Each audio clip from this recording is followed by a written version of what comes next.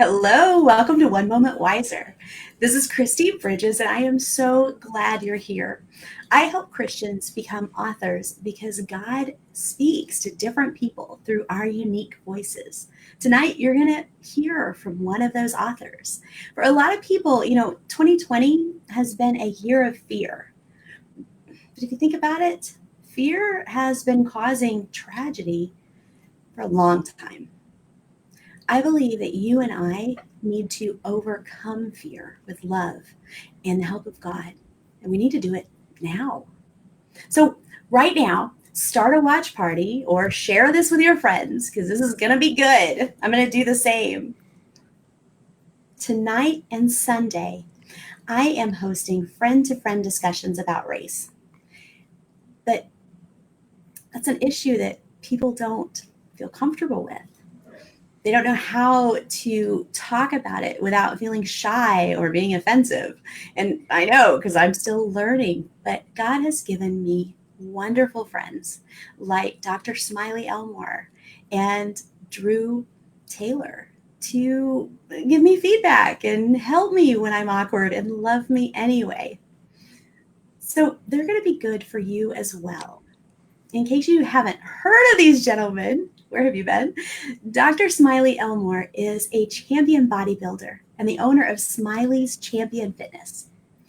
His enthusiasm is powerful enough to get me up off the floor for another round of lunges when I don't think I can move another inch.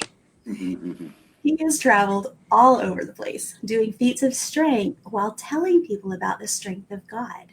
And last year, when I released Option Ocean, Navigating the Sea of Possibility, he co-authored that book with me. Now, Andrew Drew Taylor is a worship leader and a songwriter who has released two beautifully orchestrated albums so far. I said Andrew Drew, it's Andrew Ray. I've been training myself not to say Ray anymore. When I was invited to lead worship at Christmas gathering last year, Drew completely saved the day because he knows like every song ever written and because he knows how to move with the Holy Spirit. And it was a beautiful night.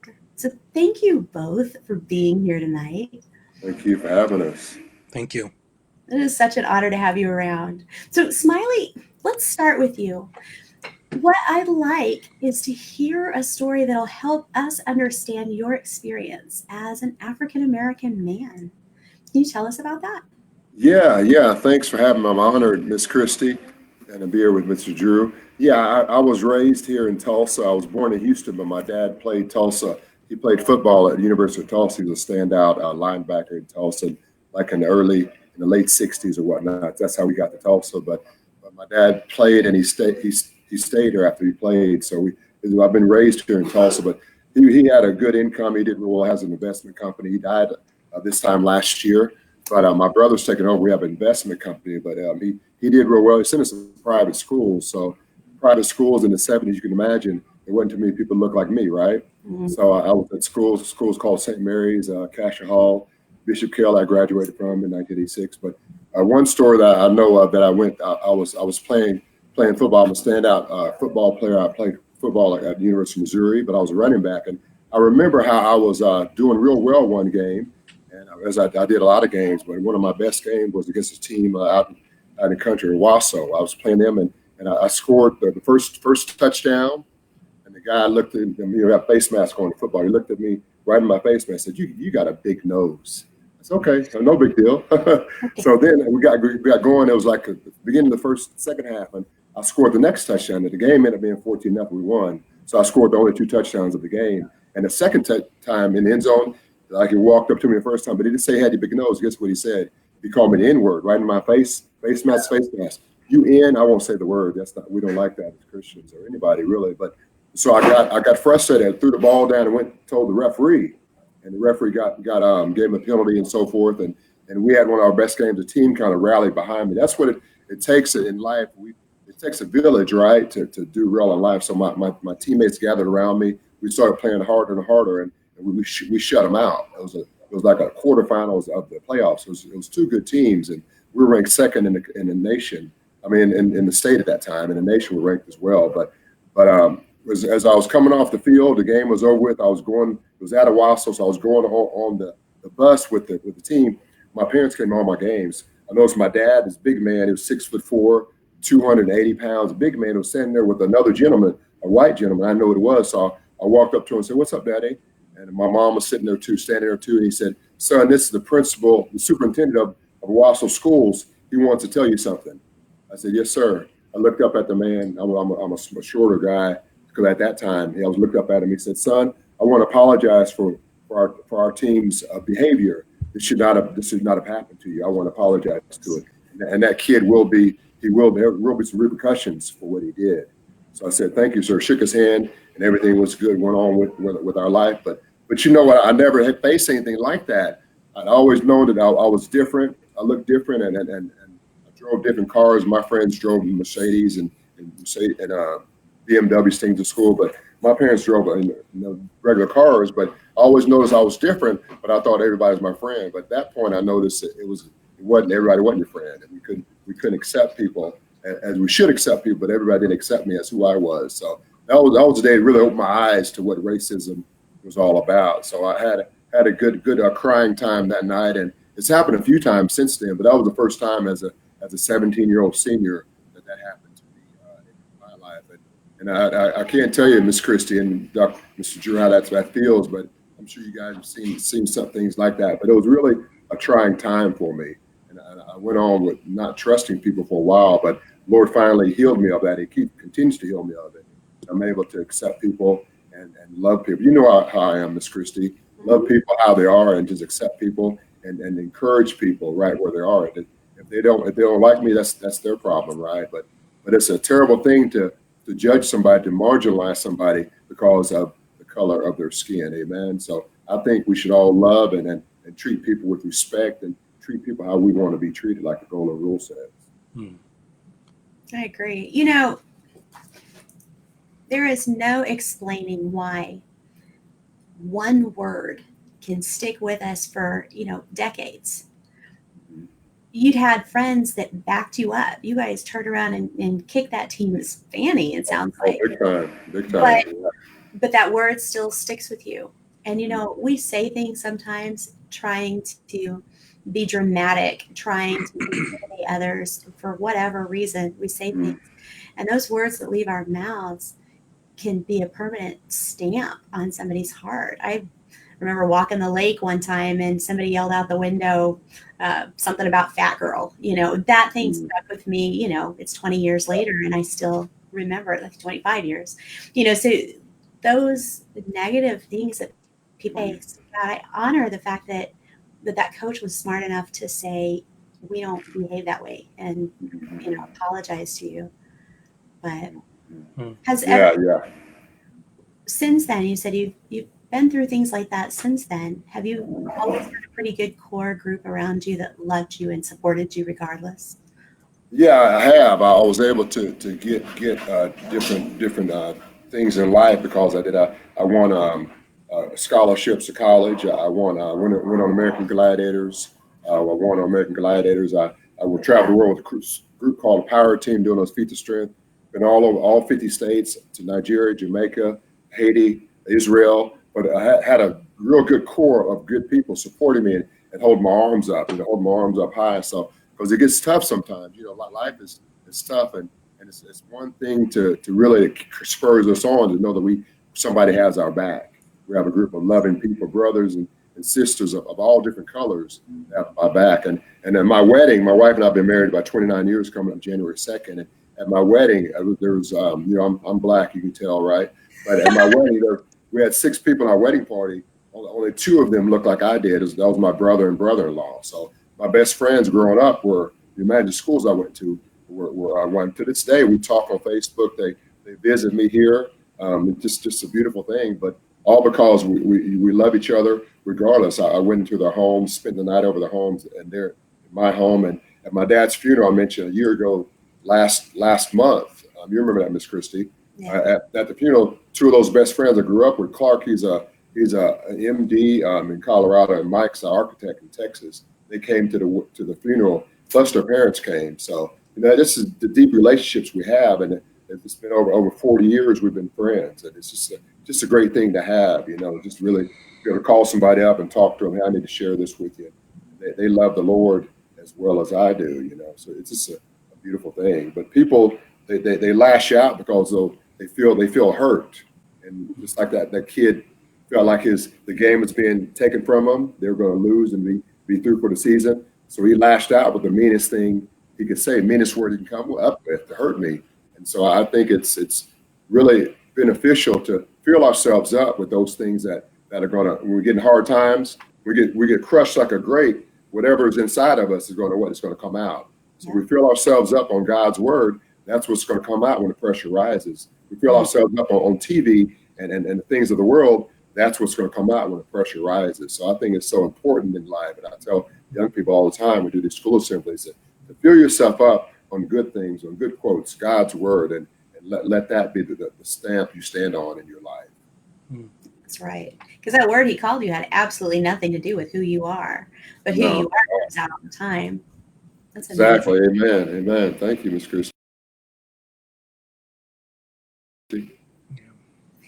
Drew, what about you? Well, thank you so much for having me on tonight's show. I appreciate it. I also appreciate your story, Dr. Smiley, as well. So when I was growing up as a little boy in New Brunswick, New Jersey, I was always in a multicultural school with some of the other kids, different ethnic groups everywhere. Even when I was in high school, there was just ethnicity everywhere.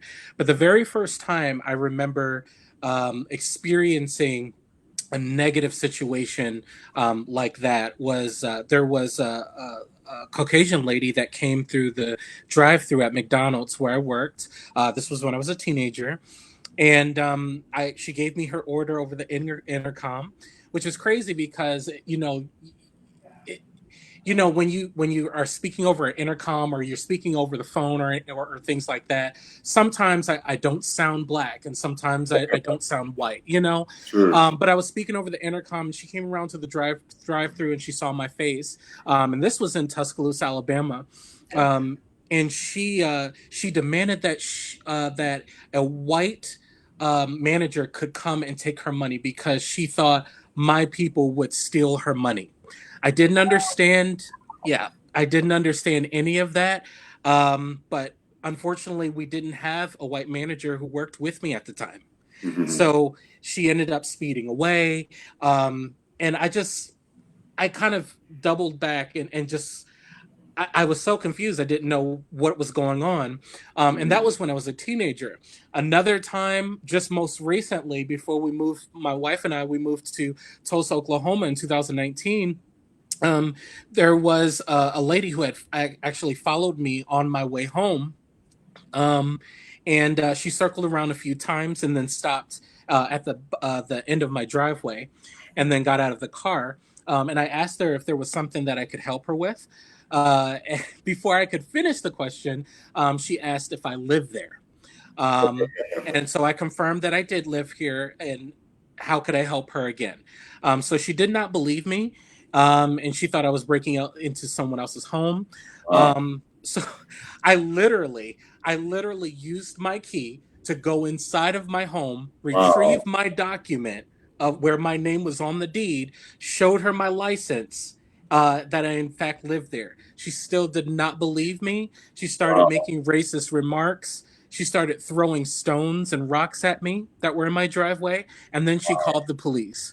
And then when the police arrived shortly after, they asked her to politely leave my property, but also to apologize to me.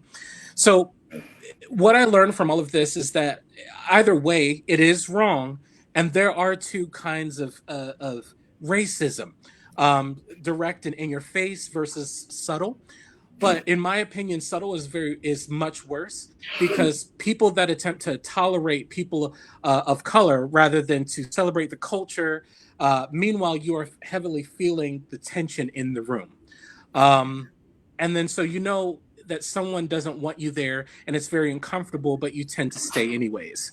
There is a greater love that trends that tends to permeate when you harbor Jesus in your heart. So instead of Amen. trying to fight fire with fire or getting revenge or even with someone, God calls us to be kind and show each other love. A lot of people say, I don't see color.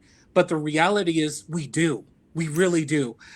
Even someone like myself who was in a relationship with God, I tend to stereotype in the back of my mind and judge people before I even have a conversation with them sometimes. A lot of times, just being transparent with you guys. How I personally tend to break this is I like to be kind to everyone and show love to everyone. The one constant in the world that we have is that we've all been embraced at some point and we've all experienced rejection. So showing God's love is not something that has to be boxed, given to someone, and then advertised. Showing God's love requires us to recognize the love that we were shown ourselves, and then we represent God to anyone, whether they receive it in a familiar way or not. Oh, Amen. I'm sorry. You just go. Just keep going. Amen. Amen. Yes, we represent God. You've been a transformation. I can tell. But man, I just, Drew, I wish with all my heart that that was the first time I had heard a similar story. I don't know what on earth people are thinking Mm. who accost people at their own homes, in their own cars, in their own neighborhoods, with that kind of just uncalled for nosiness and aggression. Mm. And I just want to pause for a second and say, Lord, have mercy, people. Don't do stuff like that. Mm. Just don't do stuff like that. Don't assume anything about someone you see until you've observed their actions. There's no reason that a man should have to go and show you his driver's license at his own Yeah. house when he has a Yeah. freaking house key. Yeah. And I've heard a couple of stories like that, and I can't even imagine. But I'm grateful that you treated her with kindness anyway. Mm. Uh, and I am so sorry that you've had to go through that kind of thing. So you're right. When we harbor Jesus in our hearts, I mean, we have the ability, even though we carry some of that frustration. I imagine if you're anything like me, you probably had conversations in your head over this for a few days, right? Little arguments, Mhm. how you would have done differently, or Right. how you should have Yeah. said what you'd like to say. And God thankfully has the patience to continue taking it from us as we hand that to him. Mm-hmm. He's You so said, gracious. I thought that so gracious for him to do that, to go and get his paperwork. I mean, he's being gracious, showing God's love right off the bat there, because you didn't have to do that. It could have been a more hostile situation. So I applaud you for defusing the situation there, Brother Drew. But she shouldn't have been nosy anyway. It should have been it. You tell her it's yours. She takes that for what it is and goes on her way. But she still harbored on that. Did she harped on that? Did she? So that was a crazy situation. I didn't mean to see, cut you off, Miss Christie. no, you're right. And as a white woman myself, if Mhm. somebody came up to my house, followed me home, I'd already been on the phone with the police going, I don't Yeah, know who yeah, this creep is, and exactly. so if the shoe was on the other foot, Mhm. so I mean, you had every right to pick up your own phone and say, lady, you got to get out True. of the yard. But I Very much so. understand that can be something you'd hesitate to do, and that is something I would like to see change. That Yeah. you don't have to hesitate over things like that. Yeah, I appreciate you guys' comments. I have a Caucasian wife. We've been married for about 7 years, and I love her Amen. dearly. Amen. To be honest with you, I'm afraid to be in an all to move to an all white neighborhood and actually to just go on a walk by myself. I do have Sure. that kind of fear. I shouldn't, but I am afraid to go anywhere without her. And that's why I tell her every day, I said, without a shadow of a doubt, you have to know me. You have to know who I am. Because if anything were to happen, you can actually come to my aid and say, no, he wouldn't do that. So Right. Yeah. yeah. Right. And you guys have just such a beautiful relationship where you're able to be transparent Mhm. with one another. I want to know how, because you said both of you guys said some really profound things. and I don't want to do all the talking, but you just caught my attention because it's something that I was praying about, talking about. And so God obviously wants to talk about it. We Yeah. say we don't see color. A lot of people turn off these kinds of discussions because they feel like a little bit defensive. Well, I'm not racist. I don't treat anybody mean. I don't need to pay any attention to that. But two things. One is that listening is an act of love, right?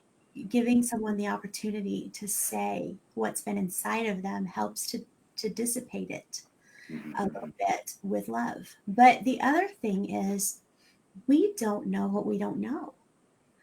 And there are times, for example, I smile all the time. It's just who I am. I just really, really am generally kind of happy, but always really excited to talk to people. And people don't always know how to take that. I'm from the South where you do that. If you're Latinx, you smile too. You know, if you're from the Midwest, or if you are, you know, in the group of African Americans that I commonly work with, you were taught that somebody who smiles too much is not trustworthy, you know? And so a lot of people don't know how to take me. And I haven't been able to modify the smiling, but I can understand that I might not come across the way I want to come across. I can take responsibility for making sure that I give people the chance to learn to trust me, and that I make sure that I'm consistent in my behavior so they can. So there are certain things that I can do to make room for the fact that other people have a different paradigm of what's normal. And there's other things in our lives where we have an idea of what is normal, of what people should do, that may be based on our race, or it just may be based on the people we hang out with or the way we were raised. We don't always recognize that as our paradigm. Sometimes we just think that's the way everything is, unless we intentionally form relationships with people who are different. And we allow open conversation, which can be a little awkward sometimes, about the things that we thought everybody did or everybody believed, or about how we're getting across the way, you know, we really want to. You said something about how when you're in a room, you know, those people who have the, you know, they put across this feeling of they don't really want you there, you know, and sometimes that's actually true. And sometimes they simply don't know how to be, but in either case, it makes it very uncomfortable, doesn't it? What kinds Very of much so. people do that make, if you could think about like specifically, what kinds of behaviors make that uncomfortable feeling? Like you say, you don't know what you don't know, right?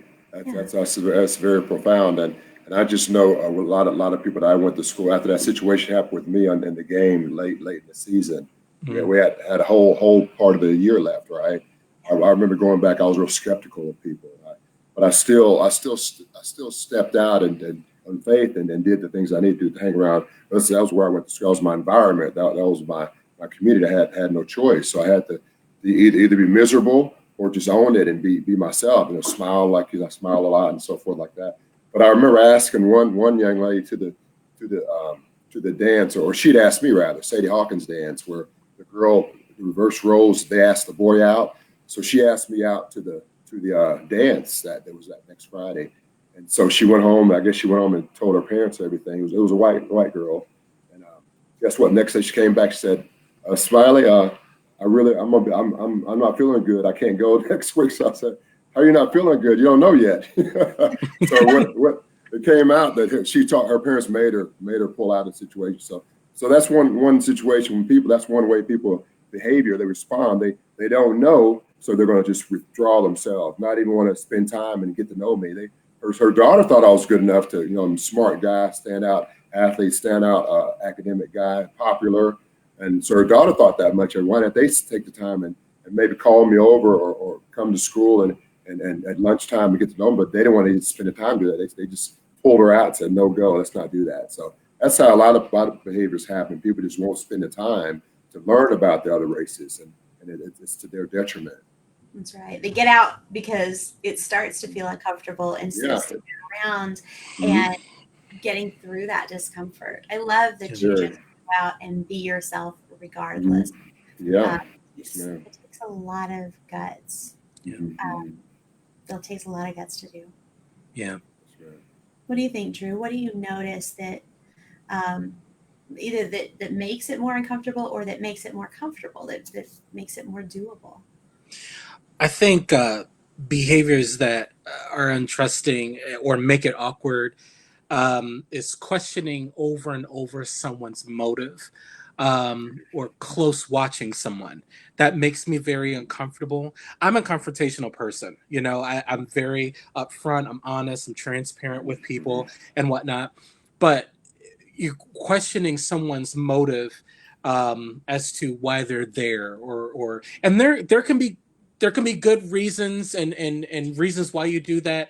But if you have it in your heart that I really don't want this person here, and you keep asking them over and over, that makes it very, very uncomfortable, because you've already made it up in your mind that you don't trust me. And so how we can go from awkward to authentic is invite someone. It could be anyone, but I guess in this time, invite someone of color to your house, for a meal. We tend to see how we really act when we invite someone over around our personal belongings. We tend to see, how we are really going to act.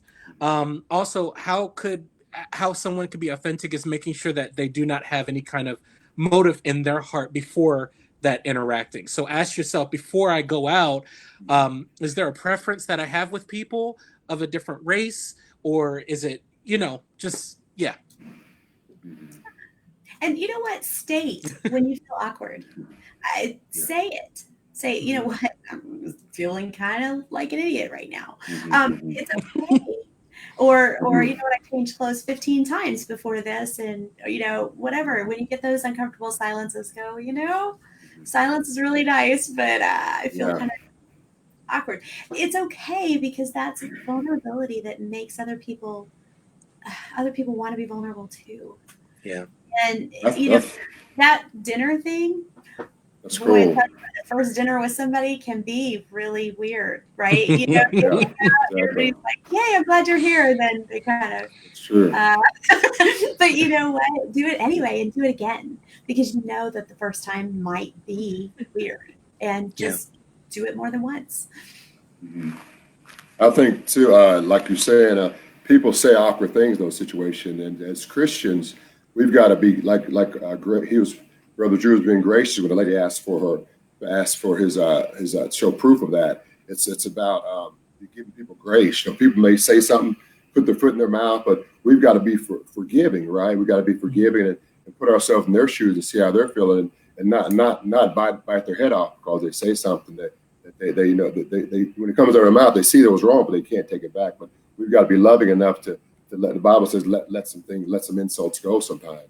Know they don't mean it. Even if they don't apologize to it, we've got to be able to forgive and move on. That's easier to say than it is to do. You know what I mean? Not easy to do, but we got to do that. I remember I was working out for a play, Christopher Columbus play, right? I've always been good. I've always been a charismatic person, been good at memorizing lines, and I tried out for Columbus, and I got the lead part, Columbus. And I remember in the stands, my dad and mom were watching the play. It was like a 3 hour situation, so we were sitting there for a while. And the white guy said, "Hey, Christopher Columbus, he wasn't black." My dad kind of like, "Are you kidding me right now?" My dad's a big guy, 6'4", like 280, and he didn't want to go there with my dad. But my dad forgave him, let it go, and told me about it later. We laughed about it. But people say some awkward things when they don't understand. That's just one example of it. We've got to be big enough as Christians to forgive. Move on. Too. I mean, I'm grateful for people in my life who ask me when I say something, stick my foot in my mouth. They just ask me, "What do you mean by that?" Or "Why would you think that?" Yeah. And Yeah. that's uncomfortable, right? But Hmm. it's a lot more, it's a lot better. I appreciate it way more than awkward silence and then distance. And then all of a Hmm. sudden you never see this person again. I have really good people who have helped me a lot Yeah. simply by being willing to confront me Mhm. and let me know that I didn't come across the way I wanted to. Because you might have noticed I like to talk. Good. You do Always, it so well. yeah, Yeah. well, no, I enjoy it, but thanks to the people in my life who've been kind enough to be direct with me, Mhm. and that takes honestly that takes a little bit of a relationship, right? You have to Yeah. be around people a few times, maybe work together a little bit, maybe do something in common to start getting to the point where you can have those Hmm. conversations. Like, when I first met you, I wasn't sure how to take you. That helps us so much, though. It does. While you guys were talking, I was thinking about approach and perspective, and how we approach people. We have to be sensitive. So when I was telling you guys before about, I'm okay with being confrontational, I also have to watch that. I have to be mindful of people and how I approach things, because how had I approached that lady, um, her perspective may have stayed the same, but her perspective may have kept going like, oh well, black people are this way or whatever the case may be. But because I showed her kindness and I approached it differently, her perspective may have changed. It may have changed. And we were talking about being awkwardness and all of that. Sometimes, I've had friends where they're like, "Well, you're black, you know about this." Well, no, I don't know. Hmm. That just because of my skin tone, it doesn't mean that I act in this way or I do this. Change somebody's perspective by changing the narrative. Change the narrative. Maybe, I guess stop or cease the jokes the way they are, because some people think that's okay.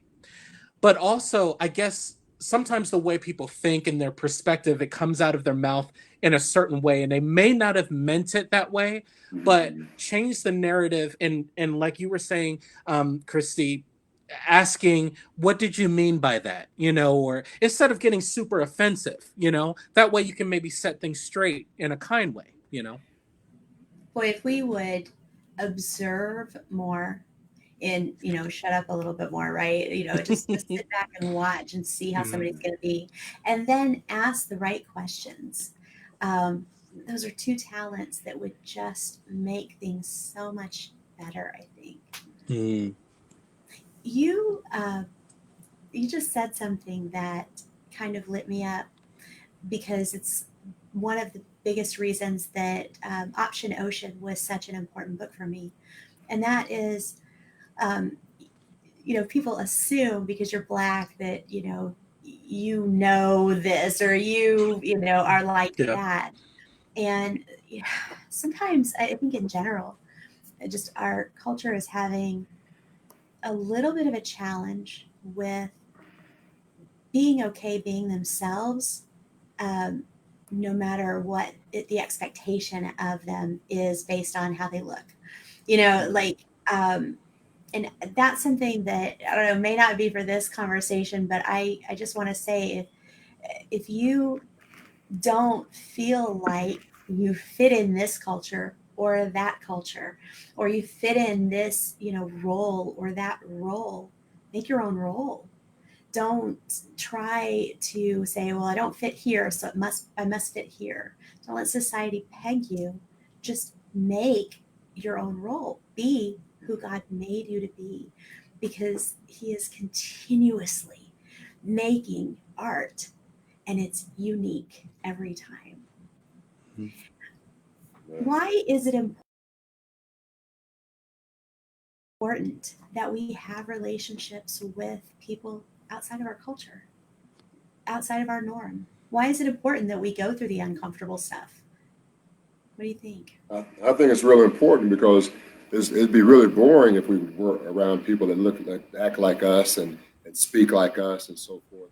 I'm a bit of an oxymoron, I guess you would be, because I look the way I look, but I was always around the white crowd. And I've been around people kind of like Carlton on Fresh Prince. A black person would say, "Oh, you talk white. You sound white." And I say, "I don't talk. That's just how I talk. I'm not trying to even though I talk a lot plainer then, but I've kind of opened up a little bit as I got know I'm 50 now.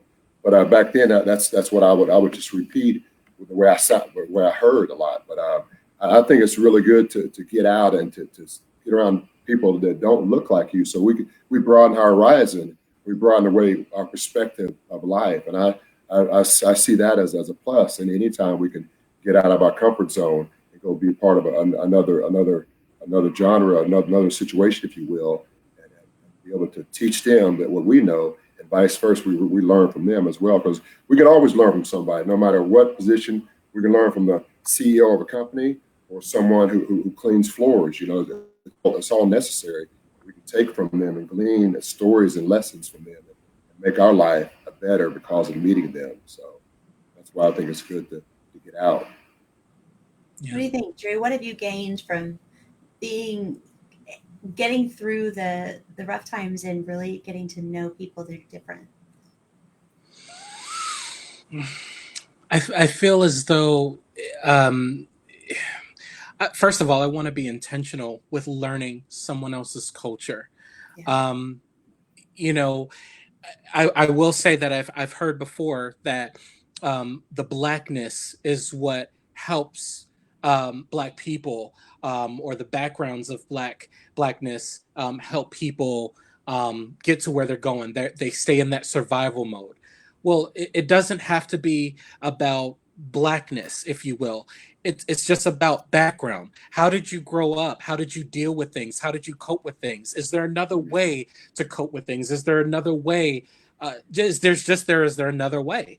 And growing up inside of a black family, um, it doesn't mean that I have to be ghetto. It doesn't mean that I have to be um, broke all of the time or on the poverty line, or it doesn't mean these things that people tell me.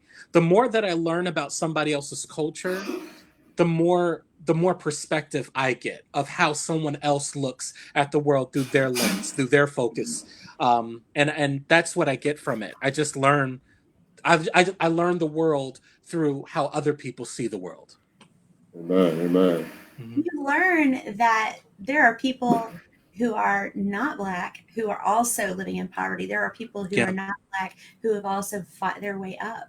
And you learn that there are things that we share and things we can skills we can get from each other and perspective.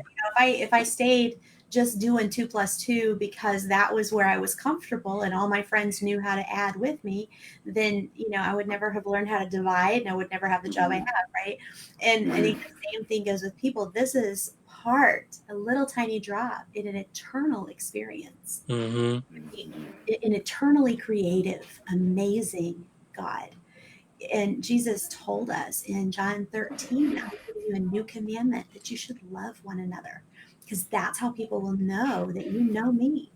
And that's what God wanted us to reflect, was his love for each other. And it's something that takes practice and intentionality, but it's something that will keep us flourishing for eternity. It's not just about this experience. Kim said, "I'm so thankful you didn't turn me away, Dr. Smiley, when she was physically injured." Oh, she's doing now. So you had an impact. And Drew, when we were playing together last winter for that worship night, you played with musicians who did completely different types of worship songs than you're used to, but you flowed with them. No matter what we did, you figured it out and knew how to play it and enjoyed it and just radiated the Holy Spirit. And it was because you have purposely blended with all different types of people, especially in music. And Dr. Smiley, your gym is full of all kinds of different people. And every one of them has that goal of getting stronger, of getting to a point where they're actually proud of themselves, getting to the point where they're no longer stuck. And those are things that we all have a need for, and that you can do beautiful things because you have intentionally sought to be able to connect with every person as a person, and connect with, Dr. Smiley, those bodies that you help them refine, and Drew, those instruments that you can harmonize with or lead. um, those are just gorgeous examples to me of the kind of thing that needs to happen in our whole society. And I think that our purpose, like you mentioned, Miss Christie, our purpose is what sets us apart, and it gives us that avenue to really go across cultural lines, to go across colors, go across religions. I was able to meet Miss Kim, one of my mentors, who's your mentor too. Able to meet her, and all she was out of shape, and we've all been out of shape. I'm a bit out of shape now myself, but there's no reason to turn anybody away. We always want to encourage people to be their very, very best. And I love Miss Kim for, I know she wanted to look at me and put her nose up me sometime. I asked her to do a certain exercise. I said, you want me to do what? But she appreciated the process, trusted the process, and trusted me and the years of experience and the God inside of me to give her the best exercise that would take her to where she wanted to be. And she's still getting better and better now. I am too. But our three seed language, part of our seed language in our gym is life-changing fitness, empowering faith, and family atmosphere. That's what we stand, those three pillars we stand on. And so those things we do, you're gonna have fitness to change your life. Fitness is all about, I know we're getting on a tangent kind of, my bad. But fitness success turns into life success. That's why I put my purpose. There we go. I'm getting back to it. My purpose is fitness, right? And God's brought different kind of people in my life, and Drew, through music, God's brought different kind of people in your life. I've even gone to Nigeria, done exercise with kids on the streets of Jamaica, in Israel, in Haiti, done boot camps up there. So all because of the purpose He's given me, this purpose of exercise and being the best physique I can be, is getting me a football scholarship. Didn't pay for college. My parents didn't have to. Taking me around the world with this thing and made me a pro athlete. I'm a pro bodybuilder. So it's all about, when you find your purpose in life, God just does things that you would never imagine, and He's going to bring different people that don't look like you and make them. You never know, they might be your best friend, like those two guys, Clark and Mike, that my two best friends that stay in there, and they're white guys. So just a beautiful thing to be a part of. You know what I love about you? Even though your purpose is to help people get fit, and you will always, because you're passionate, you've seen the value in it, right? You will always encourage people to get fit because that makes life a whole lot easier, doesn't it? Man, it does. Even though that is the case, you don't ever turn your nose down, or up, I guess, whichever way noses go, at the people who aren't where you're at. You are always, you just love people. You just love people wherever they are. I've always felt comfortable around you, even though, I want to look my best and I want to be able to jump that tire. I've always been comfortable around you, no matter, what shape I'm in, because you don't expect me to be you. You love the person in front of you for the person they are, where they are. And isn't that beautiful? That's the way God does it. And we all want to keep hanging out with Him because we feel loved. And I think a part of that too, quick story, I was 40, I was like 39, 30 years old before I was trying to be better and better. My best physique, I'd been in shape in college football, but I traveled with the power team, those guys, and the biggest thing with them was to get as big as you can so you have the biggest bench press. So I was about 290 at 5'11". That doesn't look too attractive, right? So it was all about being the biggest you can so you can do the best bench press. You could bench a house, but you couldn't run around it. So my cardio was very terrible. I couldn't breathe. So I came from 290, and to get ready for my first bodybuilding show, I came down to like 240, in good shape, but still I had some fatty pockets on my legs and so forth. But I wanted to get into the sport, so I went to one of my first shows, and I remember getting on stage. There's a rear double bicep pose, Brother Drew, where you turn around and show your back like that right there. And I remember as I showed my back pose, I heard some snickers from the judge who were laughing, and they were laughing. I had some fatty deposits on the back of my legs, and I remember I got last at that show, and I remember going back feeling so humiliated after over there laughing at me judges, mind you. And I use that as catalyst to get in the best shape that I possibly could get. And the next time I got on stage was a year and a half later. I was 3% body fat. I was 198. Nobody laughed at me anymore. I held my hand up as the winner. I won my pro card that show, but I just used as a catalyst. But I know that's why I treat people like I do. I accept people because they're struggling. I was struggling, right? But I still wanted to do what I wanted to do. I wanted to get on stage and be the best I could be. And they should have showed me a little more kindness than that. But I use that for a catalyst to be the best that I possibly can be. And I treat other people with kindness, no matter where they are, no matter what kind of shape, no matter what their weight is, no matter what their body fat is. I'm going to treat them in the best possible way I can and bring out the best in them. Yes. And you know what? It's not only that. Were you going to say something? No, go ahead. Oh, not only that, and that your story is very inspiring, Dr. Smiley, and I really appreciate it. I've met all different types of people, and it transcends beyond race as well. It's also the different kind of people. I have been in rooms with witches and crackheads and people who are heavily on drugs and all of that kind of stuff. And it doesn't mean that I have to compromise and do what they're doing so that I can reach one. It means meeting people where they're at so that we can even set a seed. If we can even just set a seed in someone, and with that kindness and the love of God, it doesn't even matter about the race. It doesn't matter if you're it doesn't matter what you're doing at that point. There are some people that do those things because no one will meet them where they're at. So if you just take the time to meet people where they're at, show them the love of God and ask them, what is it you're trying to accomplish? What is it that you need? Sometimes you'll get a little bit more of a story than just, oh, well, this is a simple interaction, so, bye, And sometimes our differences are actually what make people let their guard down. Mm-hmm. We're talking about how to break through the awkwardness and guard, but honestly, sometimes it can be a complimentary thing. I remember I went to this small church in Tampa for a while, and it was a lot of punk rock or alternate 90s big piercings, tattoos, kind of and I it was fun, man. They were awesome people, and I kind of punked out a little, but I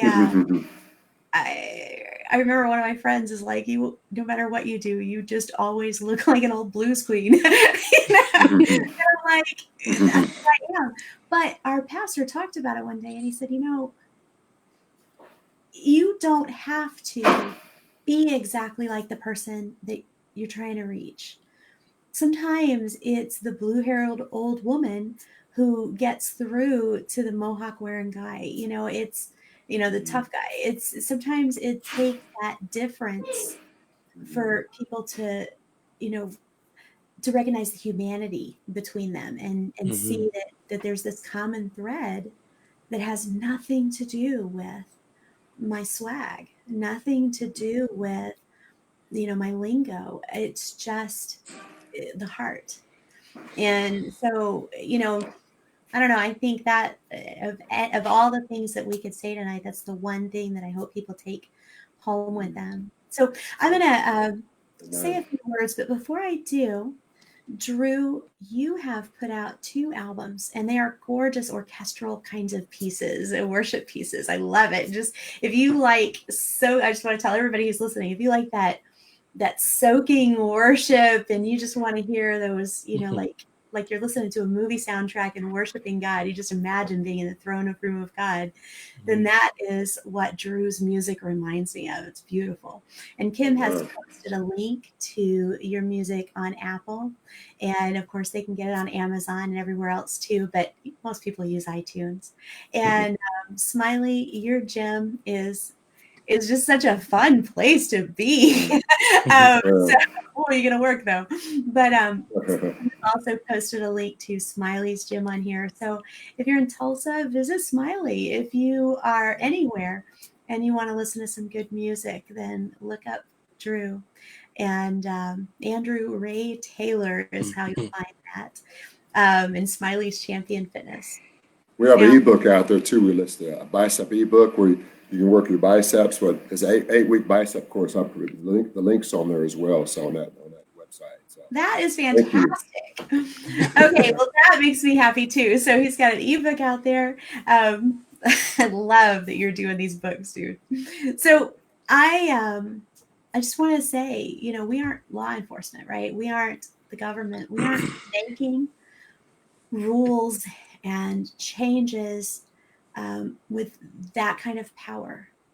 But you and I and Smiley and Drew, we're the children of God. The same God who used a teenage shepherd and an 80-year-old stutterer to lead a nation. The same God who put musicians on the front line so that the battle was over before the troops even got there. Amen. When we are united together, Mhm. that God is in our midst. Let He can part seas and direct hearts. So get out there and love. Be intentional about it. Say hi to these guys. They'll love you. If you have a story to share about how God has worked in your life, it doesn't have to be about race, it can be about anything, then let me know. Because like I said, I teach Christians how to become authors because God speaks to different people through our unique cases.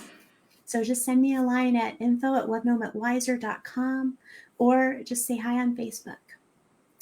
But Smiley and Drew, thank you so much for blessing us with your presence tonight. And I just pray that your families are blessed and that your work is blessed.